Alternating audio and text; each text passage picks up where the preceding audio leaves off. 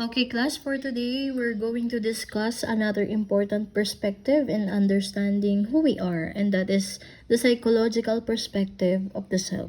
So far, when we talk about the self, iba't ibang perspective ang pwede nating gamitin. Today, we're going to look at ourselves from the perspective of psychology. Okay, now, kapag sinabi nating psychology, ang immediate question is, what is psychology? Actually, trying to understand. So basically, psychology tries to understand how people think, how they feel, how they behave. So, noong nakaraang mga discussion natin, we focus on philosophical perspective of the self, sociological, di ba? And anthro. So, dito sa psychology, iniintindi natin paano tayo nag-iisip, paano tayo nakakaramdam, and paano nagbe-behave yung isang tao. And because of that, psychology can also help us understand something very personal. It is ourselves. Why am I the way I am? Why do I react differently from other people? Diba? Why do I have certain habits?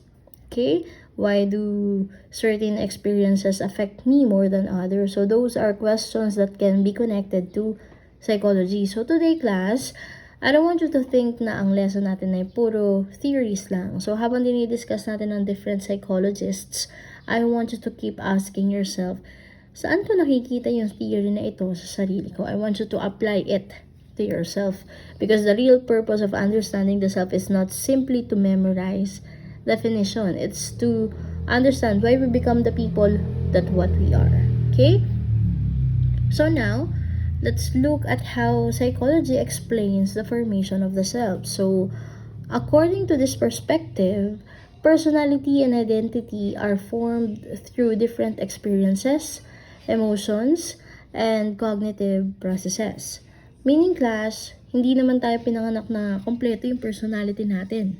Yes, there may be certain tendencies that we already have. Pero habang lumalaki tayo, marami tayong experiences na nakaka-influence sa kung sino tayo. Let's say, for example, nung bata ka, you were very active in class. You always volunteered. You weren't afraid of answering questions.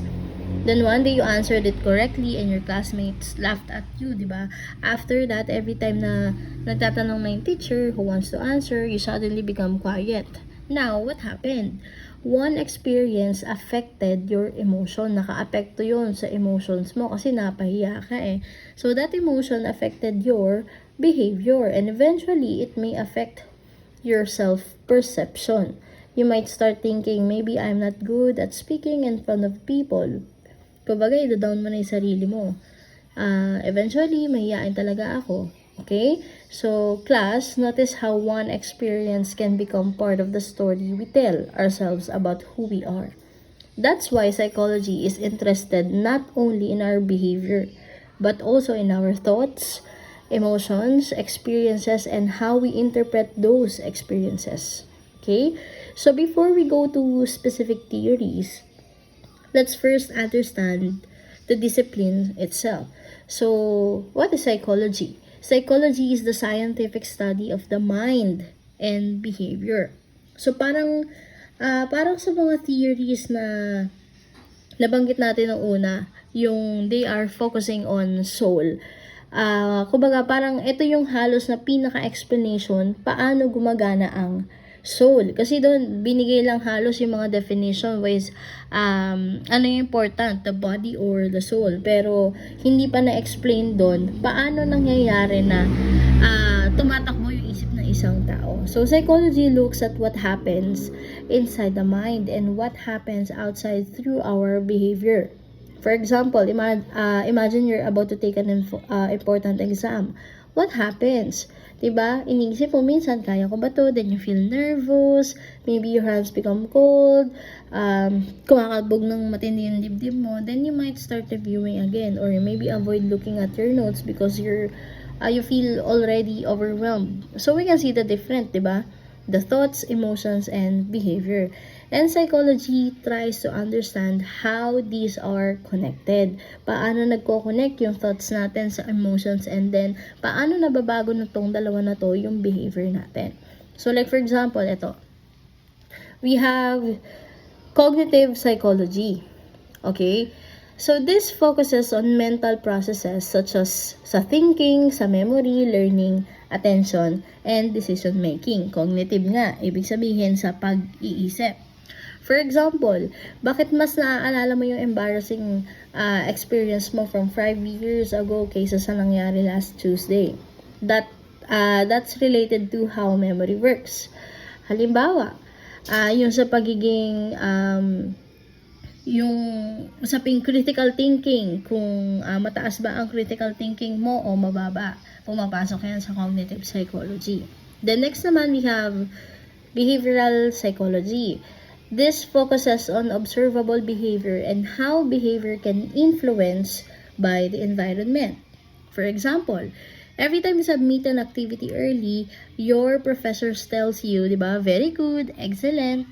Or like for example, kapag nakaka-recite ka, pinupuri ka ng professors mo.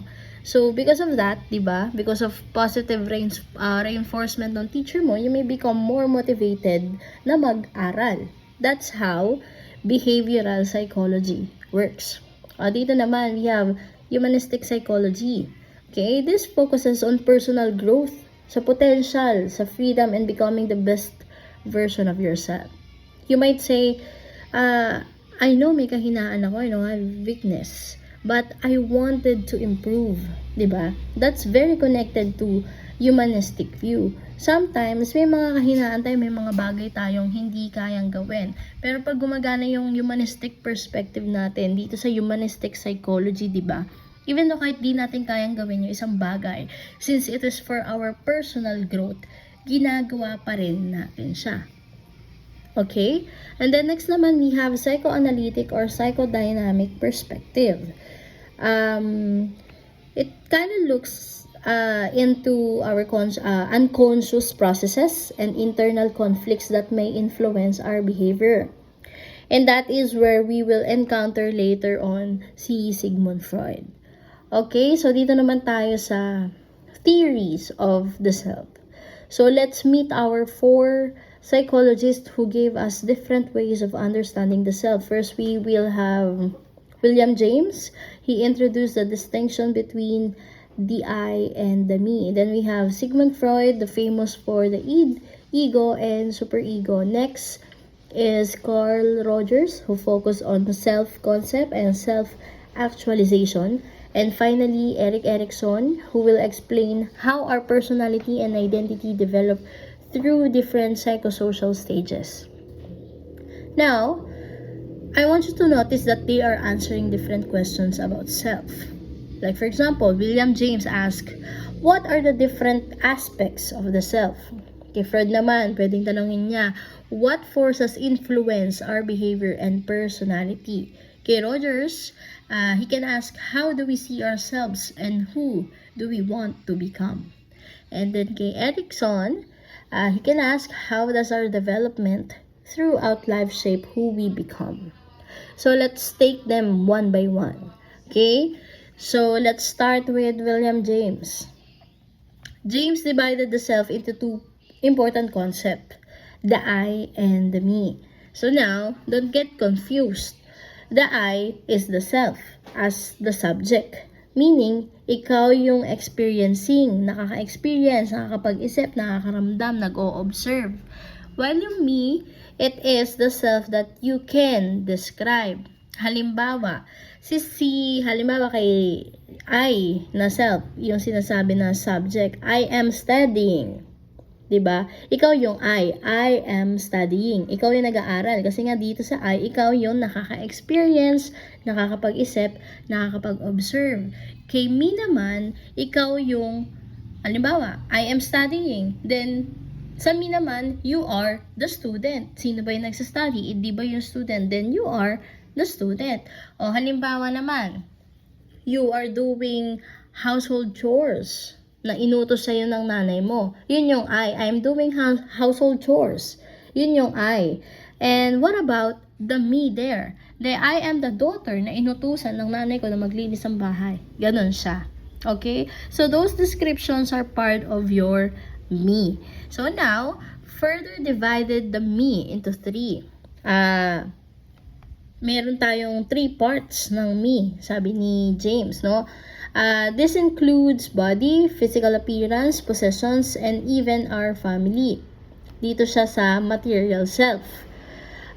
Dito sa material self, like for example, yung mga clothes natin, yung mga shoes, phone, yung mga room, yung house, anything na may physical appearance, 'di ba?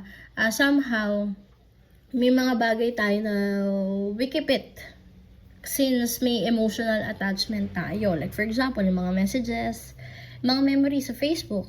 Yan. So, it is connected to material self. Okay? So, that object becomes connected to our sense of self. Okay? Then, next naman is social self.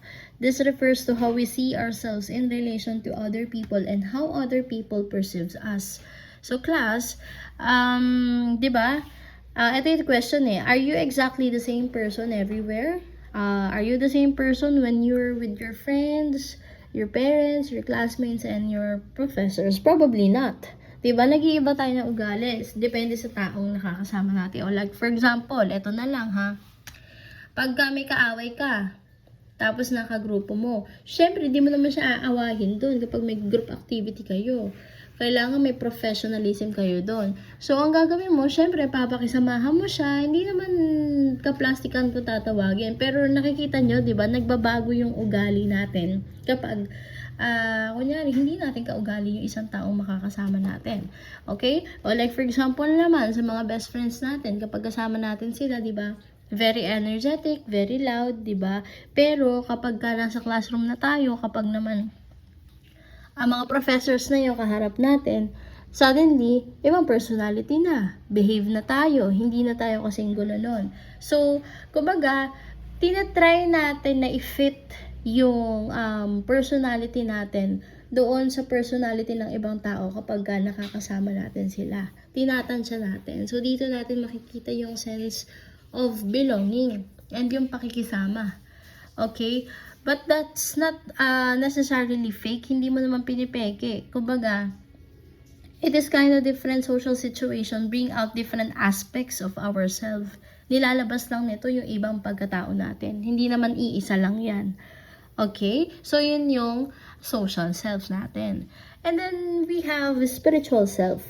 This refers to our inner beliefs, values, personalities, and deeper senses of who we are. For example, imagine you find a wallet on the floor, then nobody saw you pick it up. Inside, merong 5,000. You could easily keep it. But you decide, no, hindi sa akin to. You look for the owner or surrender it to someone responsible. Bakit? Because your decision is influenced by your values and beliefs. Tinuro ng magulang mo doon sa values and beliefs na yun na hindi pwedeng kukuhanin mo yan kasi hindi naman sa'yo yan, mali yan. So, that's part of your inner or spiritual self. So, remember, kay material self, it is what we have and what is physically connected to us. Yung mga bagay na may sentimental value, that is the material self. Social self is who we are in relation to other people. Sino tayo kapag nakakasama natin yung ibang tao. And then sa spiritual self naman, it is our inner beliefs, values, and sense of identity. Ginagawa natin kung alam nating tama, iniiwasan natin kung alam nating mali because that is part of our values and beliefs. Okay? So, now, let's move on to Sigmund Freud naman, the psychodynamic theory. Ito, kilalang-kilala nyo to kasi since senior high school, pinag-aaralan na to sa philosophy. So, si Sigmund Freud, he proposed that our personality involves 3 components. The id, ego, and superego. Okay? So, let's make this very relatable. Sabi nung teacher namin dati, si id daw yung evil, si superego yung angel, and si ego yung tao. Okay? So, paano nangyari yon? So, first, we have the id. Si id, it represents our instincts, impulses, and immediate desires. So, si Id, dito nasusunod palagi yung gusto natin. Hindi natin tinitignan if it is right or wrong as long as nakakapagpa-satisfy siya sa atin. Kaya nga sabi para siyang si evil eh. Kasi kahit mali, minsan, alam mo nang mali, gagawin mo pa rin. So from that, nasunod si Id. Okay? So next naman is si superego. Ito naman din sinasabing angel. Bakit? The superego represents morality, values, rules, and social norms. This is the part of you that says, mali yan, dapat ito yung tamang ginagawa natin. Yung parang siyang sa three parts of the soul. Para tong si rational soul na kung saan gumagawa ng mga wise decision, pinipili palagi yung tama. Okay, ginagawa yung alam na tama. Okay? And then si ego naman, the ego tries to make decision based on reality. So, tama nga example natin kanina, si ego yung tao. Siyempre, si ego, doon pa rin tayo sa reality. It balances the id and super ego. Okay? So, there are times kasi na hindi pwedeng puro id and hindi pwedeng puro super ego lang ang sinusunod natin. It depends on the situation. It depends on the reality. Sino yung reality natin dito? Yung ego. Paano kung yung reality mo is, since then, ever since, hindi ka nakaka-feel or nakaka-experience ng satisfaction. Like for example, yung sa sarili mo. Hindi ka naman nakakapag-coffee natin, hindi ka naman nakakabili ng mga gusto mo. When it comes to it, di ba, kapag gano'n, bibilin mo yung gusto mo. So, kung hindi mo naman na-experience yun before, then, pwede namang masunod si id. Depende yan sa situation. Si superego naman, hindi all the time, pwede mong sundin. Kasi, di ba, laging doon lang siya sa tama. So, there are times na may mga tama tayong ginagawa pero nakakasakit sa tao. Pero dapat, alam naman nating tamang gawin yun, pero alam nating tansyahin kung kailan natin siya gagawin. Alam man nating tama kung makakasakit naman, di ba? Medyo limitahan natin yung gagawin natin. Okay? So, ganun nagwo-work si id, ego, and super ego. Si id, it is our wants. Super ego, it is the should. Yung dapat gawin. And then, ego, what is realistic? Ano yung reality? Naintindihan po? Okay. So, now, let's move on to Carl Rogers' humanistic perspective. Rogers focused on something called self-concept, or how we see and understand ourselves. Okay, so simula tayo sa isang question na katulad ng ginawa natin ng first day of our class. The question, who are you?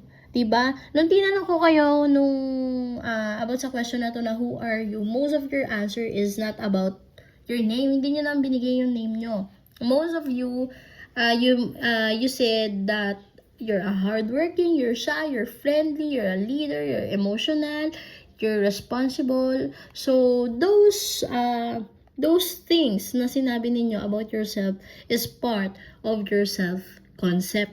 Self-concept nga eh. Kapag kumbaga sinabi mo na magaling ka, matalino ka, maganda ka, gwapo ka, masipag ka, part po yon ng self-concept. Okay? You are describing yourself. Pag dinidescribe mo yung sarili mo, then it means it is self-concept. Next naman, we have self-image.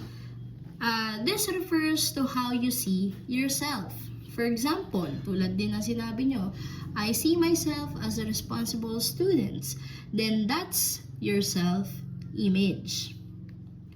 Okay? Nakikita ko yung sarili ko na magaling ako. That is your self-image. Pero parang nakakalito naman po, ma'am, yung self-concept at yung self-image. Sa self-image, nakikita mo ano yung tingin mo sa sarili mo. Sa self-concept, yun yung talagang ikaw. Okay? Sa self-esteem, this refers to how much you value yourself. Some of you, tulad din ng example natin kanina, you have your weakness but also you have strengths. Diba? That's healthier self-esteem. Minsan, tingin sa atin ng ibang tao, mahina tayo, hindi tayo magaling. Di ba? We cannot do anything. Okay? But, alam natin sa sarili natin na hindi totoo yung sinasabi ng ibang tao. So, ang ginagawa natin, di ba, mas minamotivate natin yung sarili natin in the sense na, kaya ko naman. Di ba? Oo, hindi ako magaling sa part na yan, pero may ibang bagay na magaling ako. That can reflect the self-esteem. Okay? Ibig sabihin nun, minamotivate mo yung sarili mo. So, kapag na-feel mo yun, that is part of self-esteem. Okay? And then next, we have ideal self. This is the person you want to become. Maybe right now, you're a college student. But your ideal self is you want to become a successful professional, you want to become confident, you want to become someone who can help others. That image of you, you want to become is your ideal self. Yung mga ganyang bagay na sinasabi ninyo sa sarili nyo is part of ideal self. Ideal nga idealistic. Idea pa lang siya, hindi pa tayo sa reality. Okay? And then next, according to Rogers, self-actualization happens when our actual self become more aligned with our ideal self. Eto, dito tayo sa self-actualization. Let's say you want to become a doctor. Your ideal self is, I'm a competent and compassionate doctor. But right now, diba, you're still a student. So you study, you develop your skills, you practice communicating, you learn from your mistakes, you continue improving. Every time you become closer to that person you want to be, you're moving towards self-actualization. Okay? Like for example, who do you want to become? Diba? So most of you, gusto maging chef, gusto maging fashion designer, gusto maging engineer, 'di ba? So what are you doing today to become that person? 'Di ba? Nag-aaral, pinagpapatuloy na mag-improve yung sarili, 'di ba? Nag-e-explore ng mga bagay na hindi pa kayang gawin. So ganun nangyayari yung self-actualization. Naiintindihan po? Okay, so now, let's move on to Erik Erikson. This is an important theory because Erikson reminds us that development doesn't stop during childhood. Okay, so according to Erikson, our personality and sense of self continue to develop throughout the entire life. He proposed 8 stages of psychosocial development. So each stage has a conflict or developmental challenge that we need to deal with. And how we handle these challenges can influence how we see ourselves and interact with other people. Okay? So sa unang stage, we have trust versus mistrust. Ang mga nakaka-experience nito is mga infant, mga baby. Newborn to 1-year-old. Okay? Yung basic question dito is, can I trust anyone? Imagine a baby who cries because gutom siya. Then, yung nag-aalaga sa kanya, magre-respond yon. Papakainin siya, papadidein siya, i-comfort siya, alagaan siya. Repeated experiences like this teach the baby, when I need something, someone will respond. Kapag ka nangangailangan ako, ayun yung tinuturo nila sa baby. Yung mga paulit-ulit na ginagawa nila ganun, na kinocomfort nila yung baby, pinapadede nila, pinapatahan nila pag umiiyak, naalala ng baby yon. So, ang magiging respond dun ng baby, kapag may kailangan ako, someone will respond. That develops trust. Magde-develop yung pagtitiwala nila doon. Kasi kahit umiyak ako, merong mag-aalaga sa akin, ganyan. But if the baby needs are constantly ignored, kapag hindi napapansin yung kailangan ng baby, then the baby may develop mistrust. So this stage is about developing a basic sense of security and trust. So kapag sa ganitong stage, dapat pinoprovide yung kailangan ng mga bata. Kasi kung hindi mo mapoprovide yon, sa ganitong edad pa lang, magkakaroon na sila ng issue when it comes sa trust. Okay? So, sa stage 2, we have autonomy versus shame and doubt. Ito yung sa early childhood. It is about 1 to 3 years old yung nakaka-experience nito. So, at this stage, children want to become independent kahit mga toddlers sila. So, yung mga toddlers kasi, ako nakakain, ako na magbibihis, ako na maliligo, ako na gagawa. That is the child trying to develop autonomy. Na naniniwalang, I can do things by myself. Na kahit maliit pa sila, feeling nila, kaya na nila lahat. Okay? Imagine a child trying to eat independently. Of course, syempre, messy siya. May kanin sa table, diba? May mga kanin-kanin sa damit. But if the parent says, okay lang, sige, try mo, I'll help you. Sige lang, okay lang na kumain ka mag-isa. Then, child gains confidence. Magiging confident siya. 'Di ba? Kasi inayaan siya ng parent niya eh. Gina-guide lang siya. Pero still, siya yung gumagawa ng bagay. He or she trying to develop autonomy nga. But if the parent constantly says, hindi mo kaya, ako na, kalat mo, ako na nga. 'Di ba? Nangangapalo-palo pa minsan yung bata. Then the child may develop shame and doubt. 'Di ba? Hindi niya nagagawin niya, mahiya na siya. Magda-doubt pa siya sa sarili niya. So this stage is about developing independence and confidence. So kapag hindi nyo na-meet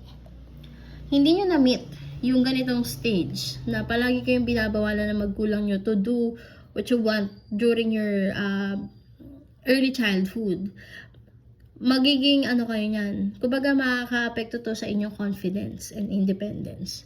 Some of you magiging hindi naman porke hini-help ng parents is palaasan na.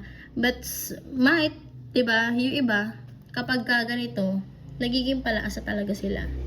Okay? Pero dito, kaya nga tinuturuan natin yung mga bata na gawin yung mga bagay na kung saan kahit alam nating magulo, 'di ba? Pero they are trying. So dito nabubuo yung confidence and sooner magre-reflect to sa sarili nila na hindi sila palaasa. Okay? So dito naman sa stage 3, we have initiative and guilt. Initiative versus guilt.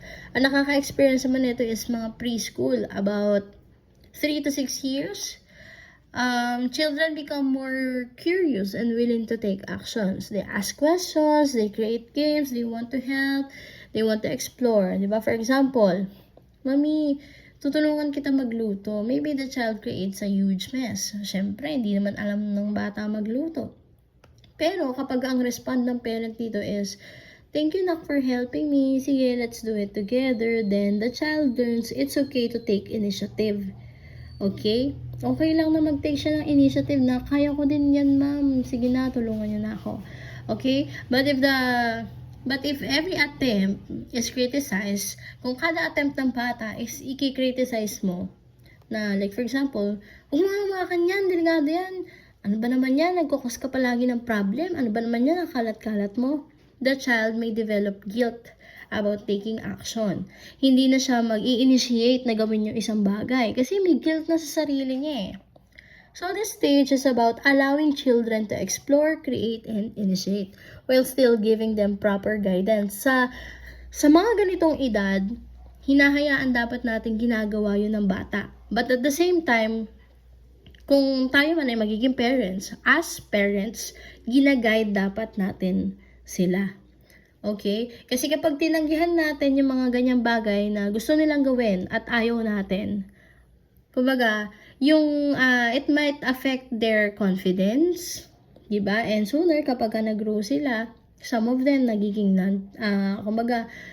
introvert, nonchalant, diba? And yung takot mag-explore or takot lumabas sa comfort zone niya. Okay?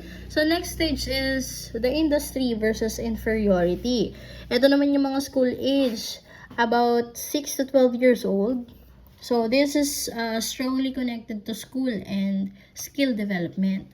So, dito naman nagtatanong na yung bata, what can I do? They start comparing their abilities with other people. Imagine a child who is good at drawing. The teacher says, ang ganda ng drawing mo, keep practicing. The child thinks, I am capable. that develops in the 3 a sense of competence. Kapag nag-recite, halimbawa yung isang bata, tapos tama yung sagot niya, sabihin naman ng teacher, very good, ang talino mo naman, isipin niya, kaya niya. But imagine another child constantly hears, tignan mo yung kaklase mo, tignan mo yung kapatid mo, ang galing-galing, ba't ikaw hindi? Eventually, the child might think, maybe I'm not good enough.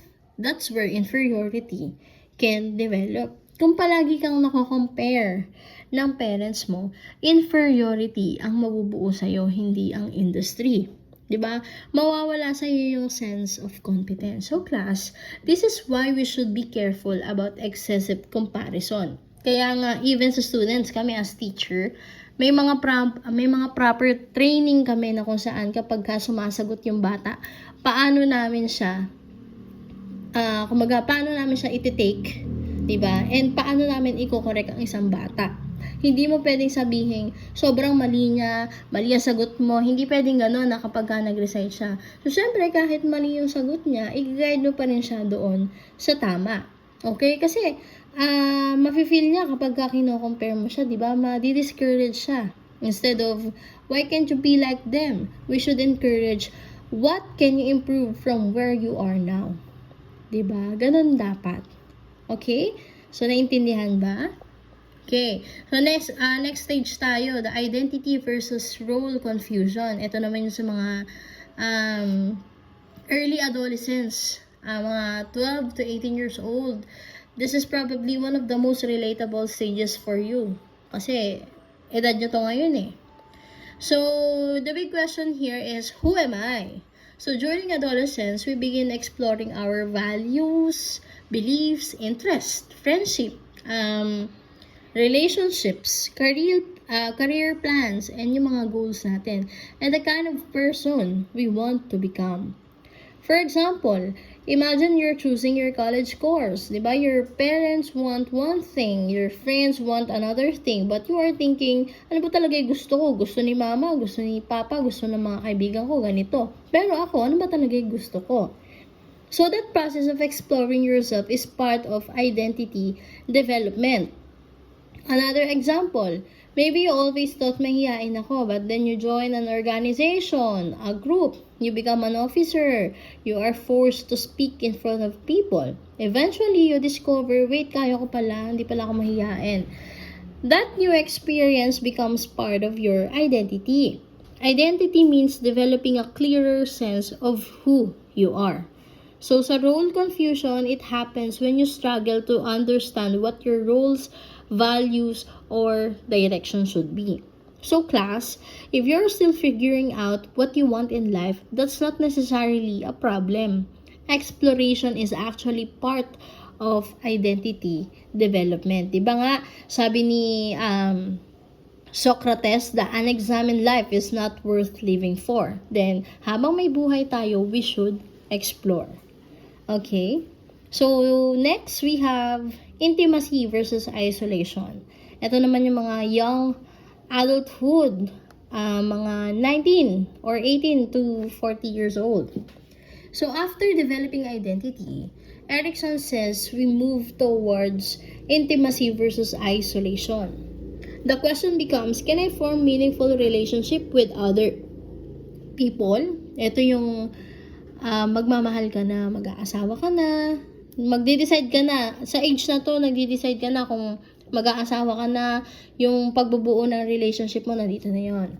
Okay? But intimacy doesn't only mean romantic relationship, no? It can involve deep friendship, family relationship, professional relationship, and other meaningful connections. For example, I'm a young adult who moves to another city. At first, wala kang kilala. Lumipat ka ng First, di ba, wala kang kilala, lumipat ka ng place, but slowly, she talks to workers, co-workers, she joins activity, make friends, and learn to trust people. So, she develops meaningful connection that is connected to intimacy. Okay? Nakakabuo ka ng connection with other people, that is part of intimacy. On the other hand, if someone constantly pushes people away and refuses to develop meaningful connections, they might experience isolation. So the goal is not simply, I need many friends. It is about, can I create meaningful relationship while still maintaining my own identity? Okay? So, maaaring mapunta ka dun sa isolation part kung lahat ng tao sa paligid mo, tinataboy mo. Ayaw mo magpapasok ng ibang tao sa buhay mo. Dito nga sa part na to, nagkikreate ka nga ng connections, ng relationship. Okay? So, ayan siya.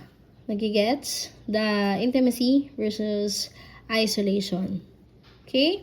So, next naman is generativity and stagnation. Ito yung mga middle adulthood, mga 40 to 65 years.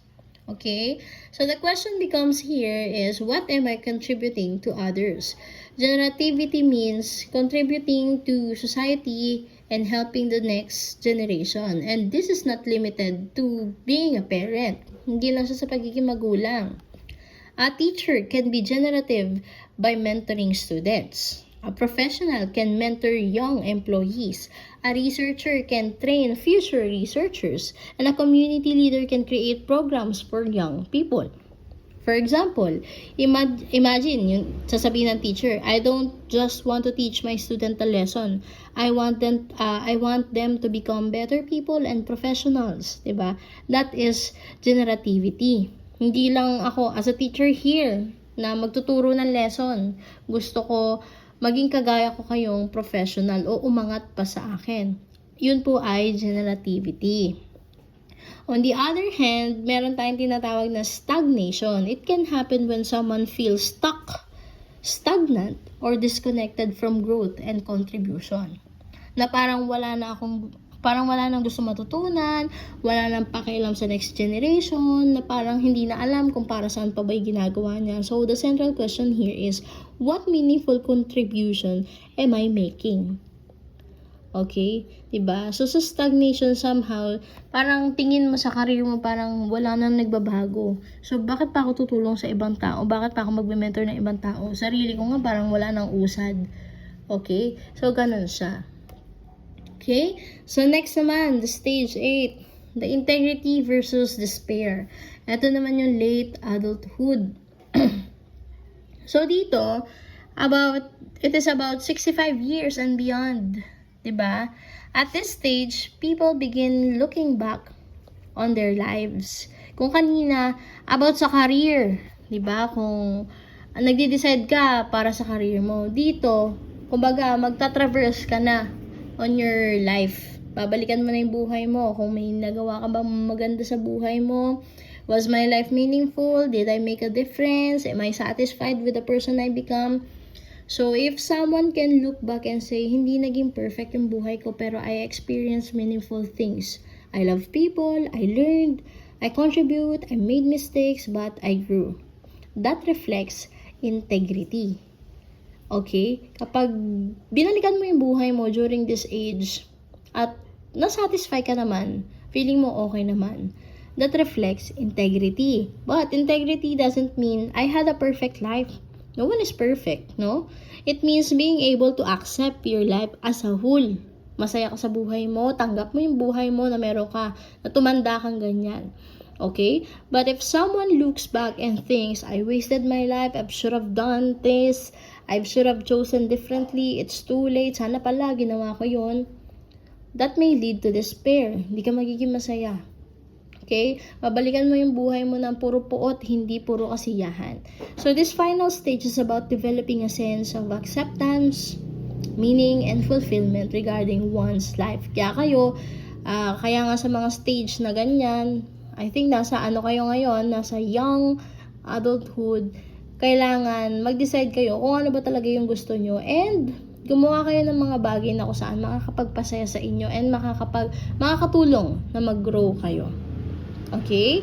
So, let's summarize Erikson because 8 stages can be a lot to remember. Okay? So, number 1, trust versus mistrust. Can I trust anyone? Diba? Sa autonomy versus shame and doubt, can I do things by myself? Sa initiative versus guilt, can I take action and explore? Sa industry versus inferiority, can I develop skills and become competent? And then sa identity versus role confusion, who am I? Sa intimacy versus isolation, can I form meaningful relationship? Sa generativity versus stagnation, what can I contribute? And then lastly, the integrity versus despair, was my life meaningful? Notice how the questions become deeper, no? We start with trusting the world, then trusting ourselves, developing our abilities, discovering our identity, connecting with others, contributing to society, and finally reflecting on the meaning of our life. So Erickson is basically telling us that the self continues to develop throughout our entire lifespan. Hindi natatapos sa bahay, hindi natatapos sa school yung pagkatuto ng isang tao. Hanggat may buhay tayo, natututo tayo. Kaya nga may tinatawag tayo na lifelong learning process. Okay? And then lastly, eto, dito tayo sa role of personality in understanding the self. So now let's connect everything we've discussed to personality. So ano ba yung personality? It refers to a relatively stable pattern of our thoughts, emotions, and behavior. For example, if someone is usually patient, organized, friendly, or outgoing, so these patterns can become recognizable parts of their personality. But class, personality is influenced by different factors, diba? First, we have genetics. There can be biological or hereditary influences on certain tendencies. Second is upbringing. Paano ka ba pinalaki? Ano ba yung mga values na tinuro sa'yo ng mga nasa paligid mo? How did your parents or yung mga nag-aalaga sa'yo respond when you make mistakes? And then third is experience. What happened to you while you're growing up? Your success, your failures, your friendship, your conflicts, yung mga achievements mo, yung mga disappointments mo, all these experiences can influence how you see yourself. Example, imagine a student who was very shy during elementary, then in college she joined organization, then she becomes a committee member, eventually she becomes an officer, she has to speak in front of people at first, diba kinakabahan, hindi kayang gawin, but eventually, okay pala, kaya niya pala. So that experience may influence her personality and self-concept. So class, personality isn't simply, ganito na talaga ako. There can be room for development and change.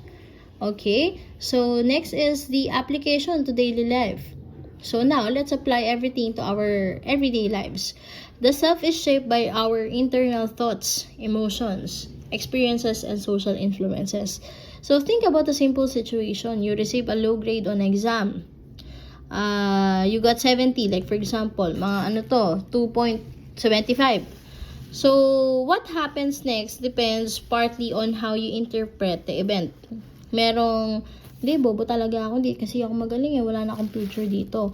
No one, now that one grade becomes part of your identity. Diba? Kasi, nag-conclude ka na magiging ganun ka by the future. Pero merong iba naman, na kahit gano'n yung nakuha grade, okay, mababa yung score ko, ano yung hindi ko naintindihan, ano yung kailangan ko i-improve para tumaas yung grade ko. Same grade, different interpretation, different emotional response, different behavior, and potentially different outcome. So class, this is one of the important things psychology teaches us. Our experiences matter. But how we interpret and respond to those experiences also matters. Okay? So, before we end, let's put everything together. Today, we learned that there are different psychological explanations for understanding the self. First is William James kanina. It showed us that the self has different dimensions through the I and the me, including the material, social, and spiritual self. Kay Sigmund Freud naman, he explained the interaction of the ego and superego. Kay Carl Rogers, he helped us understand the self-concept, including the self-image, self-esteem, and ideal self, and how we move towards self-actualization.